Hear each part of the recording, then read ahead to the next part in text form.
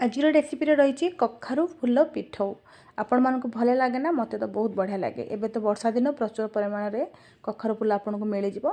तो चलतु प्रस्तुत करवा कखारू फूलर पिठौ। तो से आम गोटे आण प्रस्तुत करवा। आण प्रस्तुत करने आमको किसी अरुआ चाउल को 2-3 घंटा आगु भिजिक रखा पड़ो।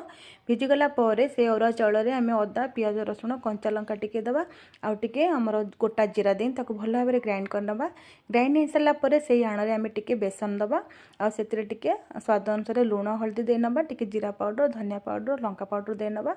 आणटी आमर प्रस्तुत हो से आण में आम कखार फूल को जो रखी थे भल भाव बाछि नहीं ताकू टिके धोई नबा। धोई सारा पर से कखार फूल को से आण में बुड़ेबा। गोटे पैन गरम करवा से किसी तेल दबा आउे आम से पैन रे से कखार फूल पिठौ को दे नबा आ स्लो मीडियम आंचरे किछ समय सेकी नबा। बहुत ही बढ़िया रेसिपीटी निहाती भाव में ट्राए करेंगे। आजिकल पिला माने ए सब विषय जानी ना तो आपण माने बनातु आपण मानक पिला को मध्य बनेकी खाइबा को दियंतु।